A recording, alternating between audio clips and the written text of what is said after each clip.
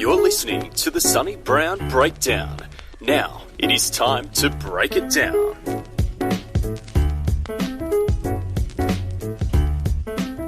Welcome to episode 52 of the Sonny Brown Breakdown. I'm your host, Sonny Brown, and in this episode, I talk to Steve Kwan of BJJ Mental Models in a podcast crossover episode. So we discuss the lessons he's learned from his guests on his podcast, BJJ Mental Models, and we further discuss what he's learned with the online learning Jiu-Jitsu platforms that are all out there and instructionals and how you can best fit those into your game. So it's quite funny that we start the podcast off talking about consistency in podcasting when I've had a bit of a gap between the last episode and this one. I've been in the middle of moving house, which threw a spanner in the works, but hopefully that's all done now, kind of. I don't know if you ever really finish moving, but things are still in boxes, but we're getting there. The computer's set back up, so hopefully we're back on track to get the regular episodes coming again.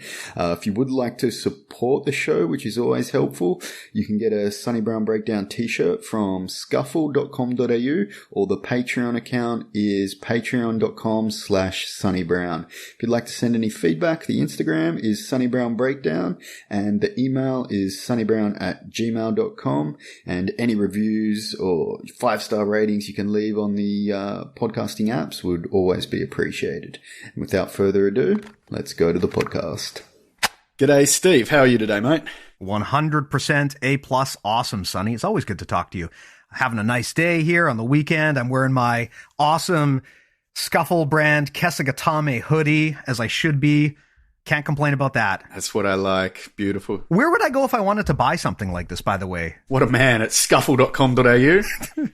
If you're looking for some excellent merchandise, that's a man who knows how to plug a podcast. And of course, he runs the most consistent podcast, the premier podcast in the BJJ Mental Models. And I thought it'd be interesting to have a chat today about the lessons you've learned over the course of running that podcast, because you have spoken to multiple big name guests, multiple, I guess, smaller name guests who have all given you good amounts of information. And perhaps sometimes the smaller name guests have given you better information. And maybe that's something we can discuss as well.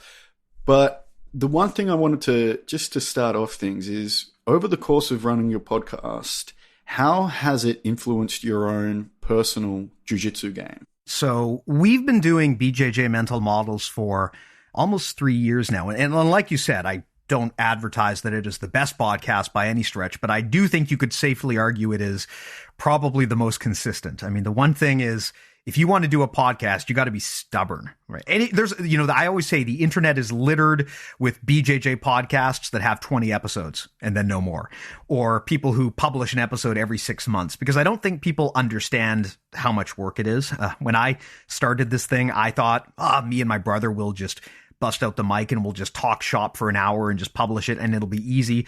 And man, once you get the machine going and if you have any desire to make this thing useful and of any quality that other people would benefit from, it becomes a pretty significant job. Takes a lot of money too. So yeah, it's definitely altered my game. And I would actually say at this point, probably the podcast is the biggest inspiration on my jiu-jitsu game, because through the podcast, I'm able to get access to some of the smartest people in the sport, and I can basically just throw questions at them directly. And that's proven to be way more useful than any instructional that I've ever purchased. When I first started this thing, I mean, I'm a black belt, but I'm primarily a hobbyist, so I would never tell people that my ideas are the best. I mean, the reality is I have never been competition tested. I am a total hobbyist. I do jiu-jitsu for fun. I'm afraid to hurt. So I simply do not step into the ring to compete. So, there's always some degree of doubts as to whether my advice is good advice. And the nice thing about doing the podcast is it allows me to get smart people such as yourself on who actually do this stuff at a professional level. Take it easy. And slow down, mate. Well, and they can either validate me or they can challenge me. And a lot of the times people will come on and I'll tell them something and they will say, Steve, you're 100% wrong. And then I realize, I got to go update the old database of concepts now because I was proven wrong. And for that reason, it's been much more I don't really know how to say it except that it has allowed me to engage jiu-jitsu at a more conceptual level than you get when you're just training. It's especially during the pandemic when for a long time I wasn't really able to train. It helped me keep jiu-jitsu top of mind because I'm out there doing interviews, I'm talking to people, and that really helped me stay in the jiu-jitsu community and keep jiu-jitsu in my brain, even though I wasn't actually physically training like I used to. Yeah, that makes sense in that just being able to discuss it with people on the conceptual level is going to give you the kind of that mental workout of still doing somewhat of the reps, especially during the pandemic when no one was training at all. I know I also found it to be quite beneficial. And the podcast did start off as just that list of mental models online, just more of a database, and has obviously grown into a behemoth since then. Yes. Do you still find the relevance of some of those mental models that are coming up more frequently than others? Oh, yeah. Or has it kind of fallen, by the wayside as guests will just bring their own unique spin on things? And if it is some of the more frequent mental models, what have you found to be like, let's do the Pareto principle of the mental models. What are the top 20%? Well, at the beginning, my brother Matt and I basically put together a kind of a database of all of the recurrent concepts in jiu-jitsu that we felt were important for people to understand. And in the early days of the podcast, we basically ran down these concepts as we uncovered them. We would do kind of a concept of the week, so to speak. And we still use that model, but the difference is now when we have guests on, I will usually give the floor to them because usually they have in their mind a concept that is incredibly relevant, and it might not be something that we've thought of, or maybe it is something that we've thought of, but we describe it in a different language. So what happens now more often than not is when we have guests, they bring new concepts in.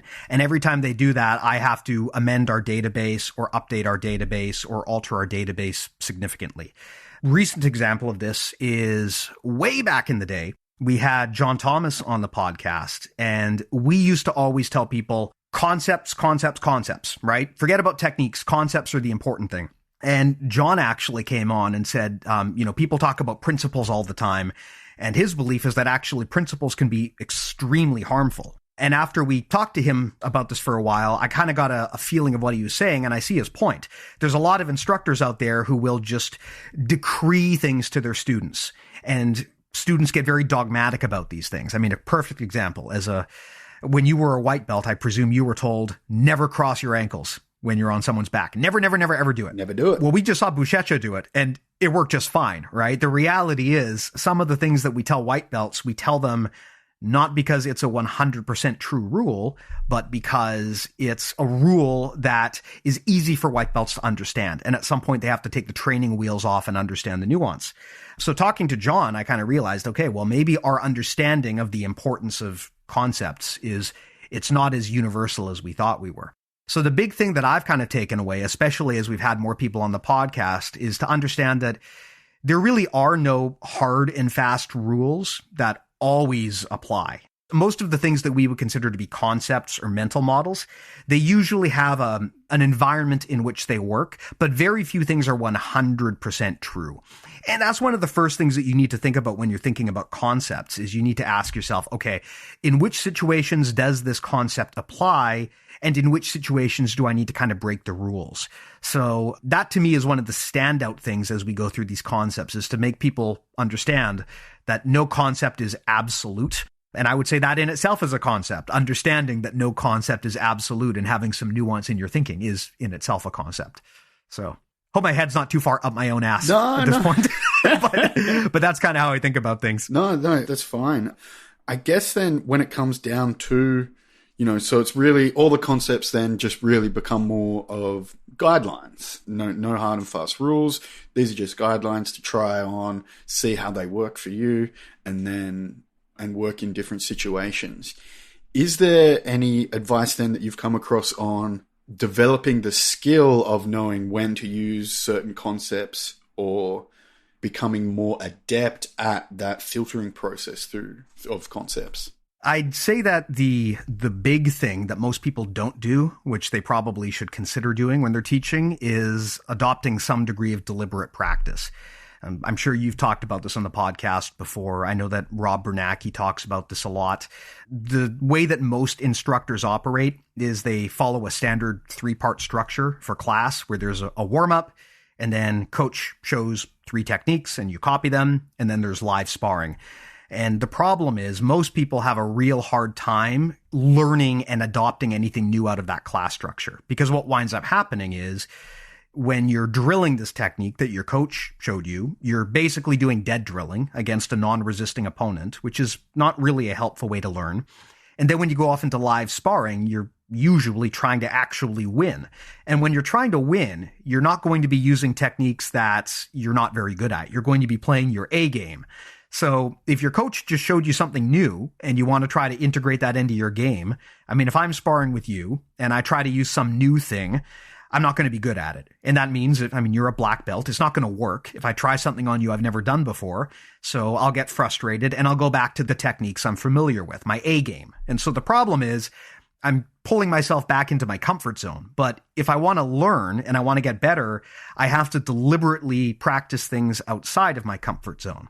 So what a good coach will do is, instead of just structuring a class where the students go off and just spar, they will adopt a form of deliberate practice where they structure the sparring and they put restrictions on it so that you have to spar and integrate the new techniques that are being learned.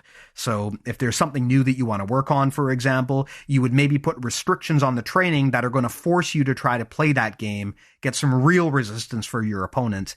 I find that most instructors don't really think at that level, though. They just do kind of like monkey see, monkey do instructional, where they show something and people copy it. So I think it's always a good practice to have a deliberate practice when it comes to sparring. And beyond just asking your coach to sort it out, you can do this yourself, right? I mean, if you're in the market for a new guard and you decide, I want to get good at single leg X guard, you can put restrictions on yourself and on your training to try to force that environment so you can practice that position and get fluent with it. And then it's easier once you're good at it to integrate it back into your regular game plan. Yeah, I think it is interesting that, so that self-restrictions is something that, Hickson would talk about back in the day. So it's something that they'd kind of considered, and the Gracie family.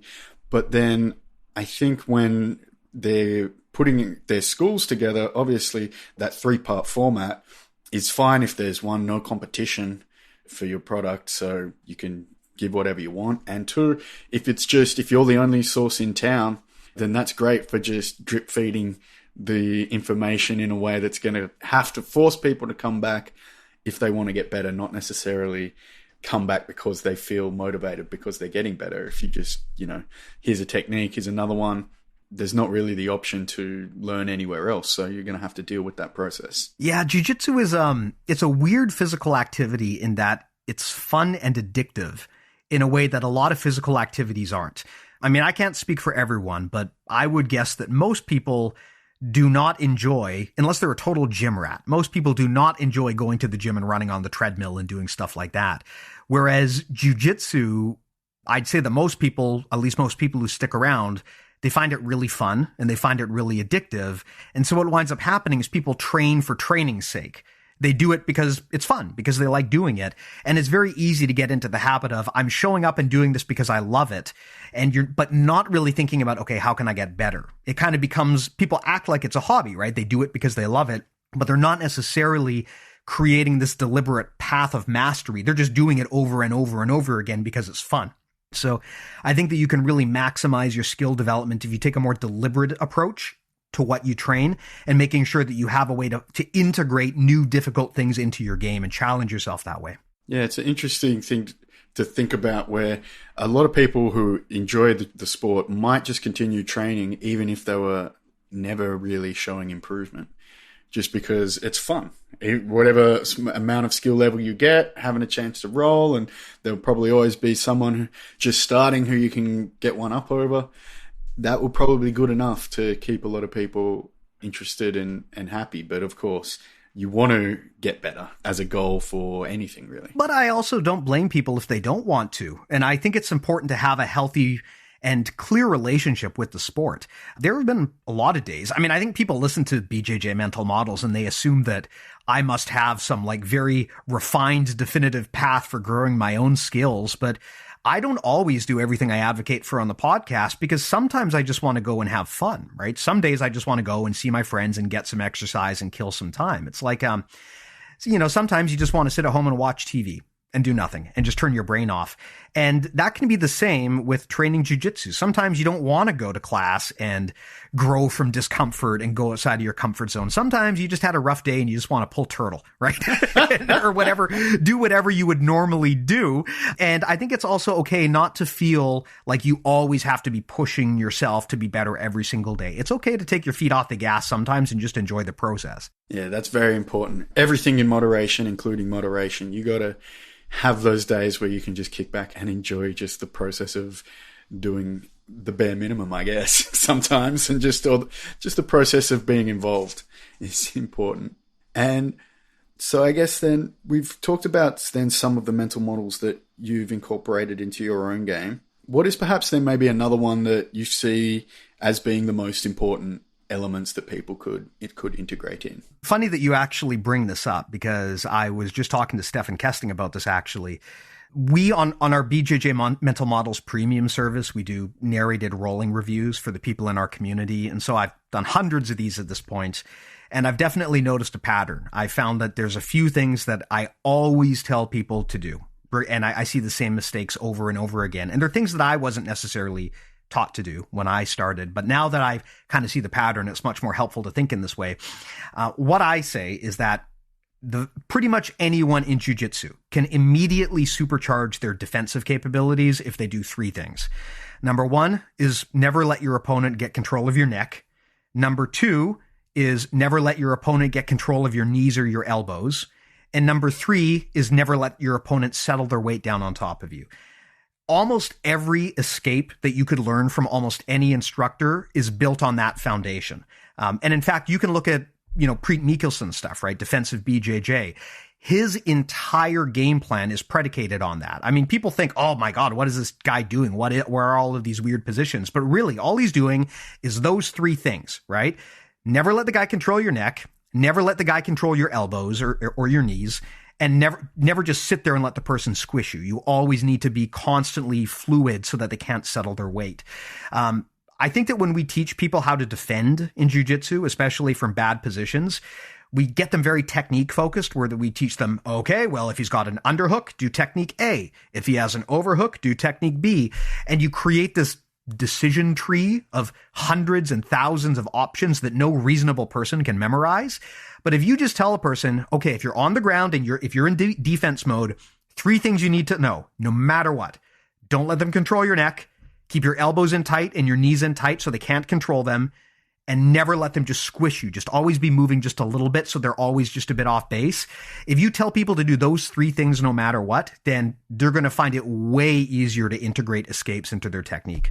So in terms of the actual mechanics of jiu-jitsu, I tell almost everybody to do those three things out of the gate. Yeah, it's a very good way to simplify that defensive process. And I guess part of the quest for principles in the sport of jiu-jitsu that previously hadn't been well defined, or, of course they've always been there, but not talked about as much, that you've kind of taken the path of discovering, is making that the minimum effective amount of knowledge that someone could have to do jiu-jitsu effectively.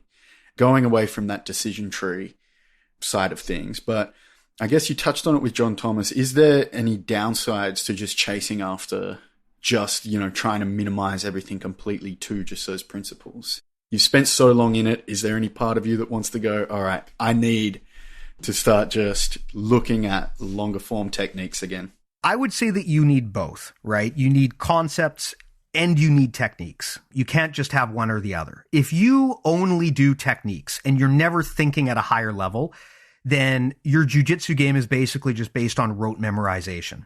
There's not going to be any creativity there. You're going to have a very hard time adapting to unforeseen circumstances, and you're going to have a very minimal understanding of why you're doing what you're doing.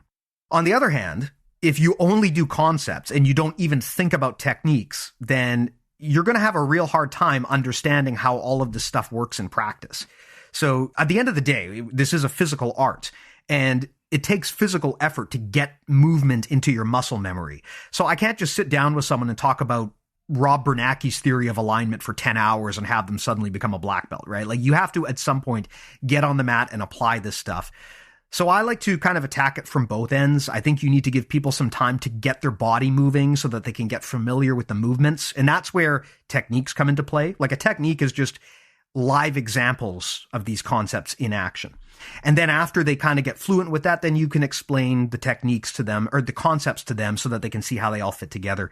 The way I often describe it is, and parents will definitely relate to this, if you have a kid, you know that when your kid is starting to learn how to speak, you have to give them very, very small, simple sounds and words to begin with. And they don't even necessarily understand what they're saying. You're just teaching them to mimic you and to copy you. And then eventually they'll start to understand what these words mean. And then you can start teaching them to chain those words together into a structure. And then down the road, you can teach them about grammar and prose and all of these big concepts, but you can't come out of that out of the gate. You don't sit down with an infant and try to teach them about grammatical structure. You give them sounds to copy. And I think the same thing applies in jiu-jitsu. Yes, I want you to understand the concepts, but I also need you to know how this stuff works in action and what it looks like. So you still need to give people movements, but then you also need to explain why you're doing those movements and what those mean. And ideally, you kind of meet in the middle. You got concepts on one hand, techniques on the other, and you kind of want to intertwine them and meet them in the middle. I think if you only attack from one end of the spectrum, only concepts or only techniques, you're going to have stunted growth. Whereas I think that the best practitioners are both very fluent in how to move their body and what these techniques look like, but they could also explain at a high level what the concepts are and how they pattern together across their whole game plan. So one area then that you have the skills, I guess, in tying those concepts and techniques in together is in the process of providing that feedback online that you just mentioned, with, giving people rolling feedback, which is something that you do now online.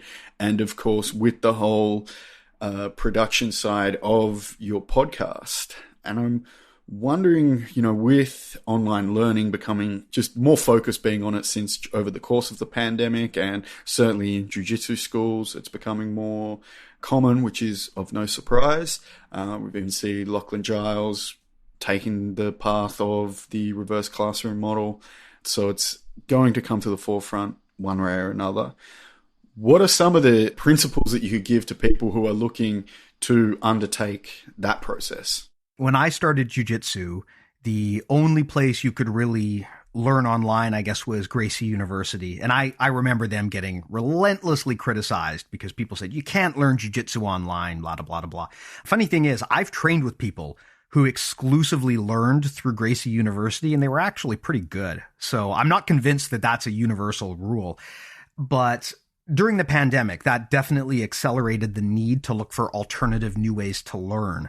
And my advice on this would be, look, when you're trying to teach people online, however you choose to do it, whether it be through Zoom coaching or podcasts or video instructionals or written content, whatever you may choose to do, the most important thing is to play to the strengths of that medium that you're using. If you just try to copy the process of learning in person in the gym, you're probably going to find that your product isn't very good, because you're just not going to be able to do a better job of making a gym than an actual gym. And I think we saw that early in the pandemic. I mean, I remember that everyone went to Zoom classes, and I tried those, and there's something, right? Like, they're better than nothing. But there's absolutely no substitute to actually being in a gym. I mean, we tried Zoom classes at my house, and it was just an ongoing problem because we didn't have enough space. I've got cats, and they would just run in the way, and I was always afraid I was going to, break fall onto my cat, kill my cat. That's not what I'm training jiu-jitsu for. Of course, the floor is a lot harder at home, so, all of these break falls now, you're got to worry about whether you're going to break a hip if you do this stuff. I just found that Zoom classes didn't work for me.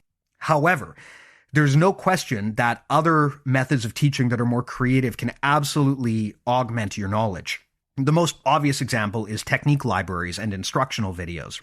You go and you buy a Rob Bernanke or a Stephen Kesting or a John Danaher instructional. No, that's definitely not a substitute for training in class, but you're going to get a totally different level of stuff than you would ever get just showing up for class. So if your interest is in educating and ideally monetizing online, however you choose to do it, my advice is always don't try to copy the practice of just doing jiu-jitsu. Try to find the thing that you can do uniquely that allows you to fill a niche that no one else has been able to fill. And there's always something, right? There's always a way to add value in a way that people didn't expect. I mean, in the case of you and I, we can provide some degree of jiu-jitsu instruction to people through audio. That means that people can learn something about jiu-jitsu while they're doing their chores, while they're commuting to work. That's a totally open market. You can't watch John Danaher instructionals while you're doing the dishes.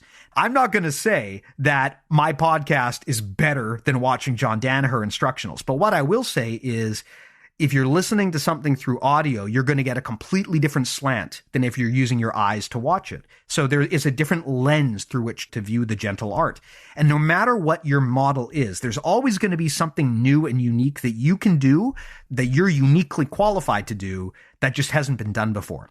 So whenever people want to start coaching online, I always tell them, well, before you just open up like another video subscription site, there's about 800 of those. You got to figure out a way to make yours stand out. What is the thing that you can do that is a totally unique experience and that you uniquely would be qualified to do, that other people simply would not be able to easily and effectively copy? Everyone's got something like that. It just takes a while to narrow down and find out what it is. Yeah, that's one thing I'm huge on, finding that unique element about people. I know that your unique element is rotoscoping GIFs and putting them on Reddit. That's definitely the Sonny Brown formula. Again, don't follow my advice because I might sometimes get a bit too unique. Now, rotoscoping and restoring old footage is part of my wheelhouse, which... it is infuriating, because I'll spend like an hour recording this, what I think is a brilliant audio recording with like some luminary in the industry, and I'll post it. And then 10 minutes later, Sonny will post like, I rotoscope BJ Penn getting knocked out. And then boom, he gets like 10,000 upvotes and I get 5 upvotes and my shit just gets buried. Hey. So clearly you have the formula. Same thing happens to me though sometimes with with my podcast entries. They won't go well. And then the clips, everyone loves them, so I don't know how to bridge that gap. But you did mention earlier for people to rush in and, many podcasts, I'm sure it's a big statistic of start and then stop after a certain amount of time. I'm sure the internet is littered with those, and I actually make the same comment of never starting a technique of the week.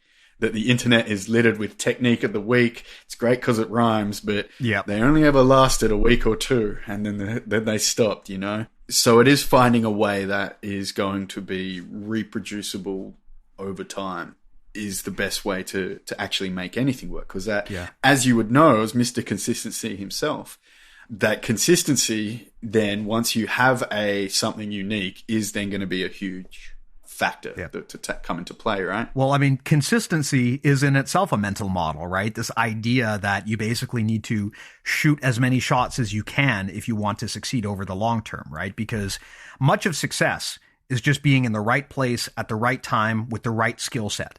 And the only way that you can really curate that and get into that situation is to just fire the revolver as many times as you possibly can.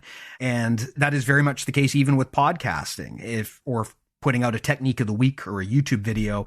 It all seems like a good idea out of the gate. But when you're 6 months in and, you've got some work emergency you've got to deal with and you just can't seem to figure out how to get the time to commit to your technique of the week video, what do, right? It's very easy to lose motivation or to fail to be consistent.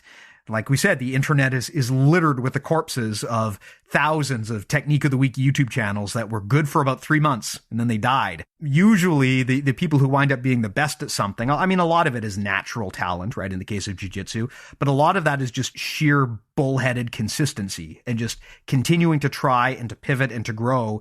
And eventually you're just going to find yourself in the right spot at the right time. And that's when you start to see the success. So if you are interested in doing any sort of online coaching or content creation, you need to be incredibly stubborn to the point where you just don't give up easy, especially in the face of adversity and failure.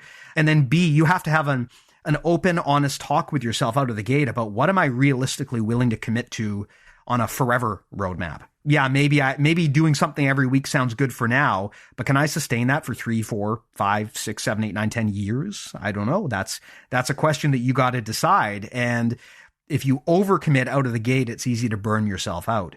So you have to kind of juggle. On one hand, you want to have a schedule, a content schedule that works and that you can commit to. But on the other hand, you don't want to be so in on something that you can burn yourself out. And I think a lot of people burn themselves out. Especially there's the other factor of you are ultimately putting yourself out there, and then that means you're going to get criticized. And not everyone likes to get bombarded by idiots on the internet with criticism. I mean, like Keenan, for example, had a very popular podcast, but he just doesn't really do it on a regular basis. And my understanding, although I might be wrong, is that he kind of just got sick of people talking crap to him on the internet, which is understandable. There's a lot of variables at play when you start making content. When you put stuff out there, you're inviting criticism. And you got to think about that too, right? That I'm not going to say that it's fun getting hate mail. I'm sure you've had similar experiences. I get letters sometimes from people and I'm like, wow, I can't believe that something I said or did on the podcast got you so offended you thought you needed to send me a 3-point essay on why you hate me. But geez, you send out enough episodes and eventually that's going to happen, and you got to be ready for that. Yeah, I guess that's, and it's also the sign of success, right? If you've, that's true. if you've made it, or maybe not made it, I guess that's too big, but like if you are interacting and you're reaching enough people, then there's naturally someone's going to get rubbed the wrong way by it at some point. So that's going to come with the territory. And I see it even just with people I talk to in person when they might find a YouTube channel or like a guy's Instagram page and they're wondering, why has this person got so many followers or something like that? And generally it comes down to the two. When I look at it, I see, well, it's one, they're consistent. It comes down to that. They're like, look, they've put out 1,000 videos, one a day for a couple of years. Like, doesn't have to be the best stuff necessarily, but it's very difficult to do that. And that's caught on, or it is different. There's something about it that, I'm looking for, well, it looks a certain way, or they're taking a different approach. And that's probably why. And I think most things can be explained by that. And then sometimes it's just luck too. Yeah. They just hit the right thing. Well, it's worth noting too that much like with jiu-jitsu, you won't get good at something unless you failed at it a few times. I don't know about you, but I go back and I listen to the first few episodes that we did and they were just trash in terms of the content, I'm sure they were fine, but in terms of the production quality, back when we started, I didn't know anything about how to record a podcast. I thought you just press the record button and off you go. And so as we started recording, I realized, the sound environment that you record in actually makes a lot of difference in terms of the quality of the output. And I also started realizing, oh shit, I didn't know I spoke like that. I didn't know I said that. Why didn't anyone tell me I talk like that? And you start to become self-critical and you learn and you improve, but you won't be able to start that journey unless you try. And it takes a lot of guts to start a new podcast or video series because it is almost certainly going to be rough out of the gate. Unless you've either done this before or you're paying someone to manage all of that production for you. So it's going to be a rocky road, right? And you can see this journey on almost any popular podcast or video series. If you rewind back to their first episode, it usually looks like garbage. And then over time you learn and you get better, right? And at the end of the day, hopefully you get to the point where you're putting out something that you're consistently proud of. Yeah, for me, I think it was definitely confidence on those first ones. I was even speaking softer because I just was not as confident as I could possibly be. And yeah, that just needs to be reps and just getting it in like any other pursuit or hobby or craft of just going through the motions multiple times. And then eventually, as long as you're paying attention and reflecting on it, I think you can make that change. Now, you mentioned though then that if people want to start something online, think about it first before just launching another subscription site. Mm-hmm. What do you think for the students that they should be looking for when they, with multiple subscription options and things like that out there? What should they look for when actually searching to find one subscription site from another or to find what's going to work best for them? First of all, my suggestion when it comes to choosing which subscription site you're going to try out is try them all. And I know that can be intimidating because it's just an overwhelming amount of content, right? And that actually is a problem. There's so much choice out there now that you can almost get analysis paralysis trying to choose which of these sites you want to use. And a lot of people, I think the reason they don't sign up for these things is just because they get overwhelmed by choice. That's a thing, right? In product design, they call that the paradox of choice. If you give people too many options, you can actually wind up getting them paralyze themselves to the point where they actually just don't do anything. I think we're getting dangerously close to that in the Jiu-Jitsu subscription site landscape. In the world of streaming video, I think we're already there. You know, you got Netflix, Disney Plus, Amazon Prime, all of these different things. All of these companies want your $10 a month. Now, honestly, $10 a month is really good. Like, it's a really cheap deal for a lot of what you're getting, 10 or 20 bucks a month or whatever. But when you got all of these different people vying for that money, then it becomes a real challenge because you just get overwhelmed by choice.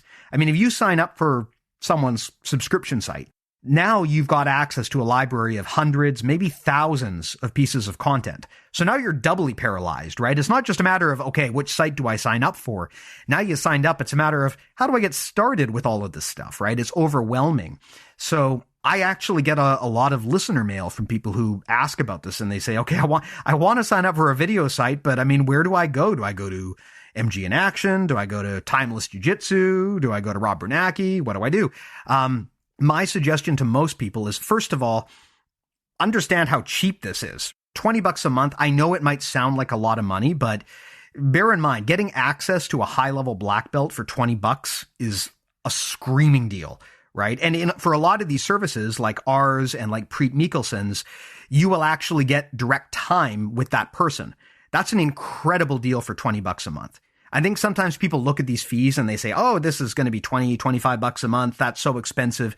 Well, look, this isn't like Netflix where you sign up and you never talk to a human being. You're usually getting direct coaching from people on the other end, and time is money. And most of these sites also usually offer a free trial. So my advice is usually pick one, try it, and if you don't like it, just cancel it. Worst case scenario, you're out 1 month, which is like $20. Best case scenario, you got a free trial and you're not out anything. But the worst thing that you can do is just get paralyzed with indecision. In terms of which one is the best, I don't know. I don't think I can answer that question because they're all awesome, right? I mean, if you got to choose between like Rob Bernacki's site or Marcelo's site or Lovato's site, like these are amazing, amazing options. You're probably going to be happy with all of them, but some of them might speak to you better than others depending on the style. So the only advice I have is try them. I mean, even for ours, right? We give away a free trial. Anyone who signs up, they can sign up and cancel and try the whole thing. They don't have to pay a cent. So for most of these sites, what I tell people is, number one, bear in mind how good a deal you're getting. $20 for direct access to an elite black belt is not a lot of money. And number two, most of these sites are not going to lock you in for a year. So just try it and cancel it, right? Try it. Check it out. If you don't like it, move on to the next one. But the worst thing you can do is paralyze yourself with indecision. Yeah, good point. I mean, with all those different options out there, I guess my advice would probably just be to use whichever one you sign up for and actually use. Kind of similar just with regular instructionals. I feel that a lot of people sign up for these, and even I recognize this because I've felt like this sometimes when buying a BJJ Fanatics instructional, that I'm just going to download this to my brain like Neo in the Matrix. That by the purchase, it's like I'm going to add this little add-on pack in, and then it's just going to instantly hit my game when I'm rolling. When the reality is sometimes I get an instructional and I start watching it, it doesn't get my attention, it doesn't end up being of any use to me. So I guess with the online sites, that's probably the best ability, is to be able to try and just see, is it something that you're actually going to go back to and watch every day or, weekly or whatever it may be? Because first of all, you've got to use it for it to have any value. Yeah. I mean, some instructionals and some instructors just resonate with certain people. And the problem is you often don't know which ones are going to resonate with you until you try them. And if you're buying instructionals in the traditional way, there can be a degree of risk associated with that. A lot of instructionals are relatively affordable, especially if you catch them on sale. But I mean, if you're going after like Danaher's instructionals, if you drop $300 or whatever on a Danaher instructional, and you listen to it for 10 minutes and then you realize, this isn't for me. I mean, that's a big loss. But for a lot of these subscription sites, you can just try them and bail, right? They're designed that way so that you can check them out and see if you like them. I know a lot of people hate signing up for subscriptions for some reason, but the reality is at the end of the day, it's often a much better use of your money than it is to drop 400 large out of the gate and just gamble on the fact that the instructional might be a good match for you. But like you said, another mistake that people make is they sign up and they don't maximize usage out of this. And this is where individual instructors come into play, because every instructor has a different way of engaging with these services. Some of these services, if you sign up for, you basically just get a massive library of videos. Others, you'll get direct coaching, right? It totally varies, and it comes down to what you want. But my suggestion is always sign up for the one where the process makes the most sense to you. We've got a mutual friend, this crazy Estonian bugger, Preet Mikkelsen, right? And he's got a rapidly growing subscription site called Defensive BJJ. And one of the things that makes his quite unique is he issues homework to his students. If you go to his site and you think what you're getting is this massive library of videos, you're probably going to be disappointed. There is a library of videos, but it's not like this never-ending Netflix catalog of techniques. His system is he will give you homework and expect you to do it. And then he'll review what you did with your homework because he wants you to record it. And then he'll follow up with you and he'll custom tune your game plan to improve your jiu-jitsu defense. And that sounds awesome, but not everyone wants that. Like, I mean, I got to tell you, like, once you get to know Preet, like, this dude really wants to make sure that you get value out of this service. And he's going to follow up with you if you don't do your homework, right? Like, you got to think about this, right? Yes, you're paying this guy to take a vested interest in your success. So you will have this strange Estonian man contacting you on the regular asking what your homework looks like. And if you don't want that out of this service, you may have found the wrong service. But if you find that helpful, which the majority of his students do, then it's going to blow your mind that you get access to this elite level instructor for like $15 a month. It's actually kind of crazy that you can do that. So it's a great deal, but you know, that approach might not be for everyone. And that's all the reason why you want to try out as many different systems as you can, because what we offer is different from Preet, is different from Kesting, is different from Rob Bernacki. Everyone's different, right? And the best way to know what works for you is just to sample them. Yeah, I have signed up for Preet's service and I had seen him doing the homework, but now I'm thinking maybe I should submit some homework to him just to hear him just, you know, crack the whip. Just rip it apart. Like, what are you doing? Yeah, it could be fun.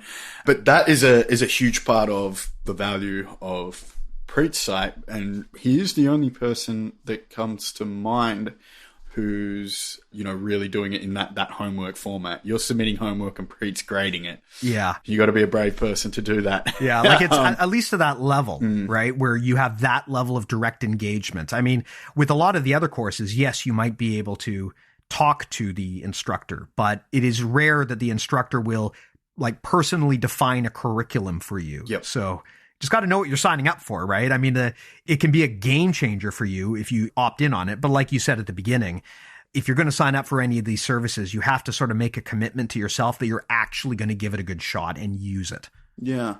And just another thing I've considered then is that it's kind of similar to how many people in jiu-jitsu just fell into a coaching role without having any coaching experience.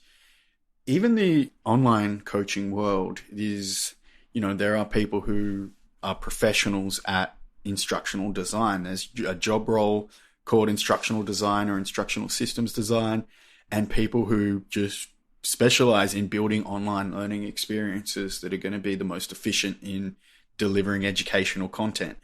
And I guess that's something that perhaps is a consideration where just because people have been doing instructionals and such for a long time, once it's actually designed and laid out in a format, it may not necessarily be the best or most efficient way to learn it.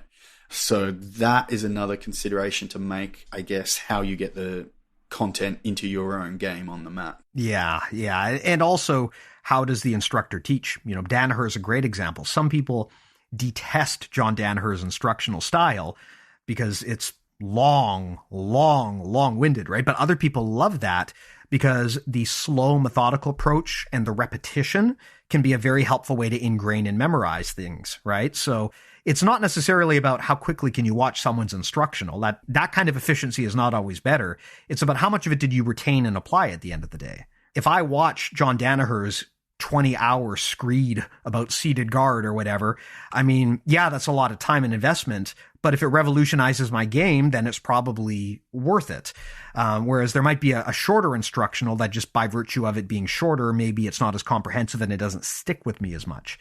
So it always depends, right? Everyone has a different approach. You know, for us, we've kind of found that when we're sticking to an audio format, the sweet spot is usually about an hour, give or take. People seem to prefer longer form audio because they can run it in the background. But if I were making instructional videos, I would probably not litter the internet with 1 hour YouTube videos, just because I know that that's usually not going to be the length that people are targeting for quick fixes on YouTube, right? Yeah, you're not going to capture that attention for that long when you're competing with everything else that there is available. I must say, I did get a funny image when you're talking about people listening to John Danaher while doing the dishes. And I think if someone had like ripped all the Danaher instructionals just to MP3 audio format and was walking around listening to that, I'd be scared, you know. If someone's in the bullpen before a competitive jiu-jitsu match and, you know, instead of having the music blasting, hey, what are you listening to, mate? They're listening to like Feet to Floor. Yeah. I'd probably be freaked out. I'd be like, wow, you know, I'd be scared, man. I'd be scared. This guy's serious. This guy is serious. Savage. So maybe something to consider. One of my favorite things about doing this podcast is asking people what their like hype up I'm in the bullpen strategy is. Okay. Because it's always different. Some people say, no, I'm just cool and calm and collected. And some people listen to, you know, really, really hype music. And some people dance and do weird things. You know, I want to find the person who listens to John Danaher instructionals while they're waiting to get onto the mats. Man, I need to find that guy and then keep a safe distance from them. I'll tell you that. I need to know who they are and just, whoa. I wonder how many people listen to John Danaher to go to sleep at night. That's what I want to know. That would work, I'm sure. That's normal. That's normal behavior. But yeah, it's interesting because, of course, when people show the content, you know, the technique is there, the value is there from just being able to repeat it. But it is, you know, where it's going to be the most effective way to discuss or show content where there's going to be room for people actually to create a difference, as you mentioned before. Everyone can show an armbar, everyone can show an armbar on video, but is there going to be a way that's different about how you show an armbar on video than other people? Because there's going to be room for that. There's going to be room either in production or either in the way you design the instruction. There's going to be elements that could be different. And then for people looking for that content, there's going to be, you know, a variety of options that you can then choose for whatever reason sticks with you better. I think personally, I mean, if you wanted me to brainstorm, I think that there's a really underdeveloped area of jiu-jitsu in terms of instruction for people with different life experiences and different attributes. I think, for example, the way that you would teach jiu-jitsu to a 60-year-old hobbyist is very different from a 25-year-old single man, right? Like, it's a completely different thing. I'm not going to teach some like 60-year-old accountant to shoot blast doubles on somebody, but we often don't have that nuance in our instruction. We kind of have a one-size-fits-all approach. And I think, honestly, that's part of the reason why jiu-jitsu struggles so much to attract people outside of the target demographic, right? You don't get that many people in their 50s and 60s signing up for jiu-jitsu. And that's a shame because those are probably often people who would benefit the most from it if they got into it. And so I always wonder if there's a market for that, if there is a market for lack of a better term, like jiu-jitsu for normies. You know, you're a regular person, you're unathletic, you're a mother or father of 3 children, you work a desk job, you just don't want to get your ass kicked and go into work all bruised and beat up. You just want to have fun and get into shape. How can you make jiu-jitsu work for you? And I think there's not enough tailoring of jiu-jitsu to people like that. I mean, if I were in that demographic, that would be something that I would definitely pursue in terms of making content, is how do you make jiu-jitsu content and instructional that appeals to people who normally are not marketed towards? I think that's very interesting. Actually, one thing that I think is, maybe you touched on it in the start of that, is the tailoring to body types. I think that is just such a difficult thing to do that if someone did it well, that would be very interesting for me to see, because it's never a sufficient answer when you say, oh, your legs just aren't long enough to do a certain move or something like that. Or, I never find that sufficient. And it always feels like, oh, I just get the right angle and every move's possible. But if someone was able to explain that accurately, specifically, and then give certain prescriptions to people based on body type, I think that would be tremendously valuable, but also very difficult to actually put together well. I would imagine. Yeah, I don't think you could answer every question at the same time. I think you would need to be like, here is my jiu-jitsu instructional for short, older people who are afraid to hurt. You'd have to very specifically narrow down the category depending on what your goals are. And that's then my warning of don't get too unique. Otherwise you'll end up just looking up old 1800s Salat demonstrations and no one's, you've lost a lot of people along the way. Steve, it's been a good chat. I've really enjoyed it. It's taken a different turn with the instructional things. I guess now you do, of course, have the BJJ Mental Models Premium. So you've kind of talked around it, but now let's do the full plug. Oh, it's my turn. It's your turn. Go. Plug away, my friend. Sure. Sounds good. So, 90% of the stuff that we make is totally free. You can just go to bjjmentalmodels.com. From there, that links off to everything. That's where you can find the podcast, which is totally free. Like you mentioned earlier, we've also got a full database of concepts. So if anyone wants to do a bit of research into BJJ concepts, that's as good a place as any to start. Beyond that, for people who are looking for more in-depth specific problem solving, people who are interested in like long form courses to solve specific problems, or direct coaching from myself and the community, or access to our awesome community, that's where Premium comes into play. You can go to premium.bjjmentalmodels.com. And like we talked about earlier, there's a free trial. So I always encourage people to go there, try it out. If they hate it, no harm done. Just cancel it. It won't cost you a cent. And if you get value out of it, then I certainly hope that it's something that helps steer your game in a direction that is beneficial.